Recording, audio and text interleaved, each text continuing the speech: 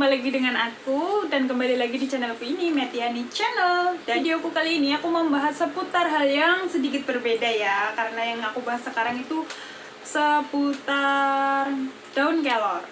Karena daun kelor tuh banyak mengandung manfaat yang belum kita ketahui. Dan apakah daun kelor ini bisa diolah sebagai makanan?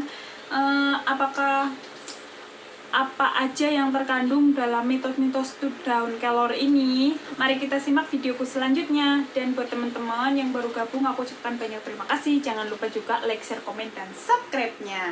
Dan buat teman-teman yang belum tahu daun kelor itu seperti apa, ini contohnya seperti ini nih daun kelornya. Nah, buat teman-teman yang belum tahu cara pengelolaannya, nanti aku kasih tahu. Tapi aku mau kasih tahu dulu. Sebagian orang tuh menilai daun kelor itu bisa disebut sebagai salah satu sayuran yang bisa diolah sebagai sayuran gitu loh. Maksudnya daun kelor bisa diolah sebagai salah satu sayuran gitu ya. Kenapa? Karena ada yang sudah mencoba daun kelor itu bisa dikonsumsi, dan daun kelor ini memiliki kandungan vitamin zat besi yang tinggi.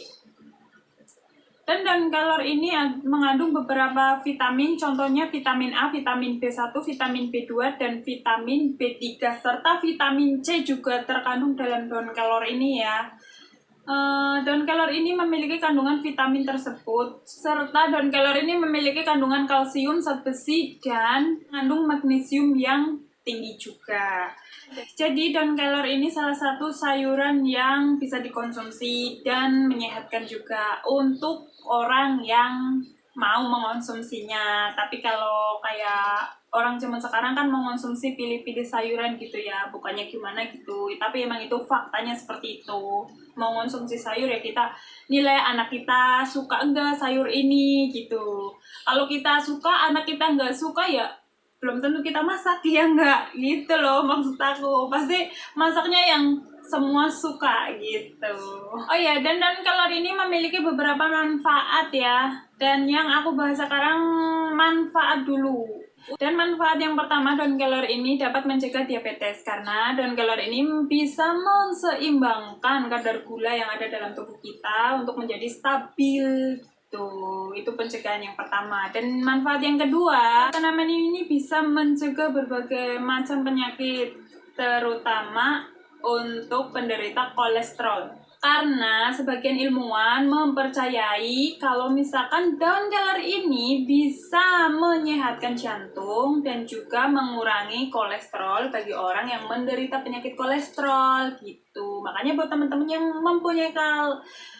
mempunyai riwayat penyakit misalkan jantungnya kurang stabil gitu, tuh konsumsi daun kelor. Contohnya kalau misalkan orang patah hati kan kurang stabil gitu ya, itu konsumsi daun kelor aja jadi nanti stabil itu. Maaf, itu hanya bercanda seperti itu.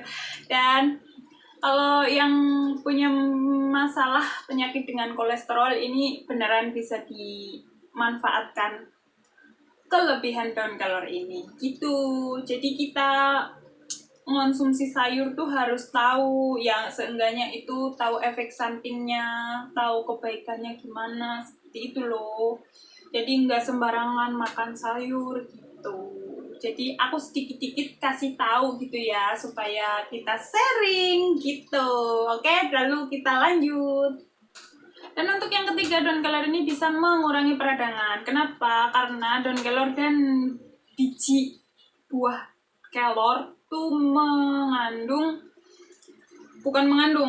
termasuk salah satu tanaman yang bersifat senyawa gitu ya. Jadi daun kelor ini mempunyai banyak manfaat, dan tanaman ini tuh sangat baik untuk mengurangi peradangan utama. Jadi bagi orang yang mengalami peradangan kayak misalkan radang sendi atau gimana gitu ya, yang termasuk dibilang penyakit radang gitu, itu kalau konsumsi sayur daun kelor itu bisa buat jadi obatnya gitu loh ya.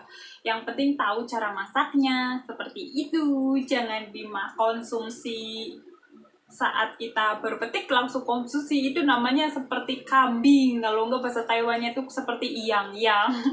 Jangan salah lo ya, kalau buat teman-teman yang dipanggil yang itu kambing kalau di Taiwan.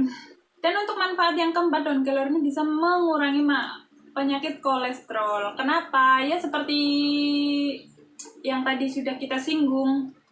Contohnya seperti ini, kita itu udah mempunyai gejala penyakit kolesterol. Nah, terus kita tidak mengonsumsi makanan yang sesuai dengan kesehatan tubuh kita.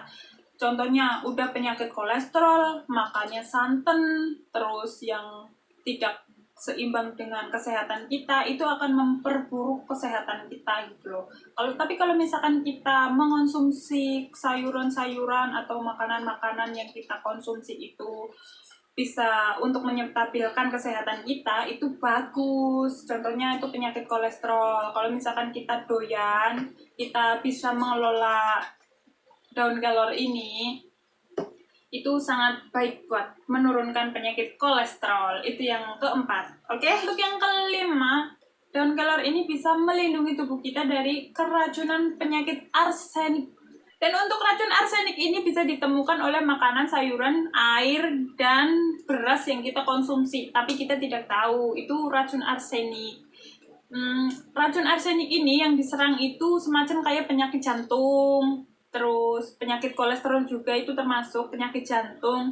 Itu kalau arsenik itu larinya ke penyakit seperti itu ya, bagian organ dalam, contohnya terutama jantung gitu ya. Berdasarkan penelitian, daun kelor bisa melindungi tubuh kita dari beberapa penyakit. Contohnya penyakit yang berhubungan dengan penyakit jantung. Karena penyakit arsenik ini sangat tidak baik untuk fungsi jantung kita gitu ya. Jadi daun kelor sangat baik untuk melindungi tubuh kita dan manfaatnya itu sangat luar biasa. Berdasarkan penelitian tertentu, daun kelor ini sudah diumumkan kalau misalkan daun kelor dan biji kelor itu bisa melindungi tubuh kita dari penyakit arsenik dan bisa mencegah penyakit kanker dan penyakit jantung. Jadi manfaat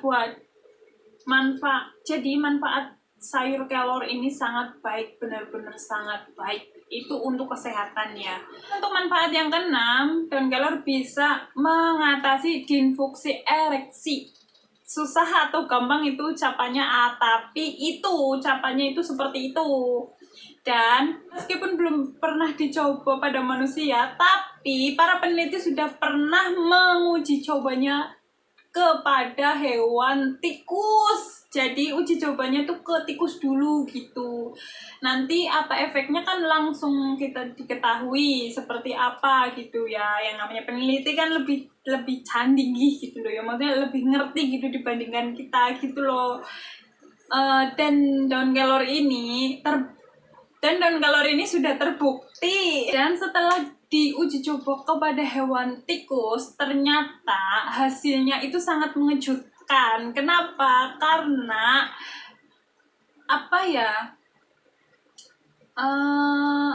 dari hasil daun kelor ini, ternyata biar ini bisa meningkatkan fungsi seksual terhadap wanita ataupun pria.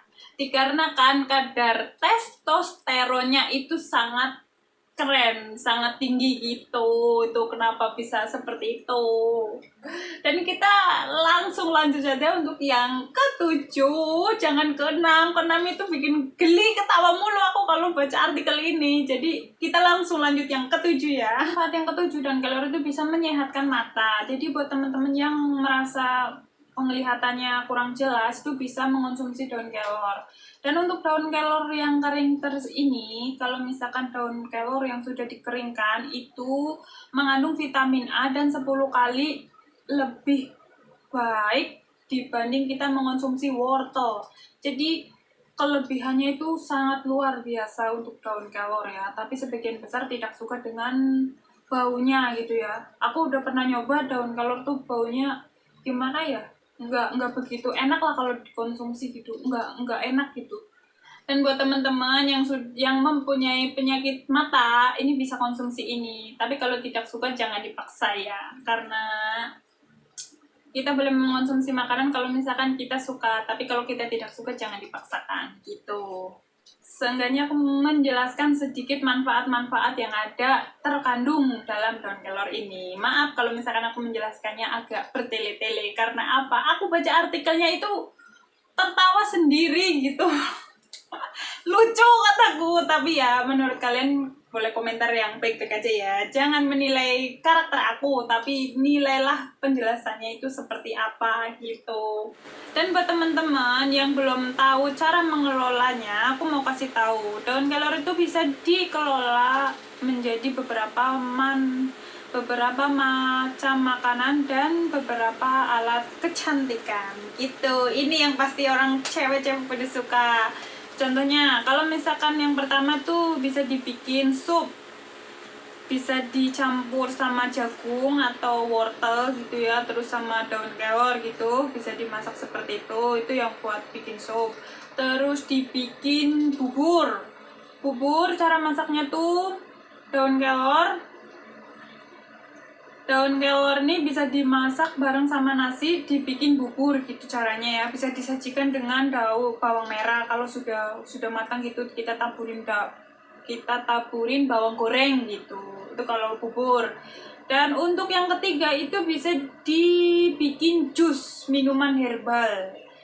Karena daun kelor tersendiri itu sudah memiliki banyak vitamin, kalau misalkan dibikin jus itu juga sangat baik. Cara membuatnya kita tinggal cuci bersih daun kelor, kemudian kita blender, terus kita tuang air hangat. Ya tergantung kita kalau mau minumnya yang hangat, air hangat. Kalau tahan baunya ya nggak usah direbus lagi kan. Tapi kalau misalkan alangkah baiknya kita rebus lagi. Habis di blender kita rebus, kasih sedikit gula kayak atau apa kayak gitu biar diminum itu nggak terlalu, rasanya itu nggak terlalu daun kelor banget gitu loh maksudku. Dan itu yang ketiga. Dan untuk yang keempat ini bisa dibikin alat kecantikan, contohnya buat masker wajah seperti itu. Nih cara pembuatannya itu sama kayak pas kita mau bikin jus, cuma bedanya kalau misalkan kita bikin jus itu kita harus direbus dulu untuk supaya hasilnya lebih enak, itu kan direbus dulu. Nah kalau misalkan buat masker itu nggak perlu direbus, cukup kita blender aja, terus kemudian kita itu udah halus kan, kita bikin masker, kita tunggu berapa menit itu, tempelin di muka, nanti mau tahu hasilnya dicoba aja lah, pokoknya keren deh. Dan untuk daun kelor ini sangat banyak manfaatnya dan juga baik untuk kecantikan juga dan baik untuk kesehatan, dikonsumsi juga sangat aman. Untuk orang yang suka baunya, kalau aku nggak suka baunya jujur.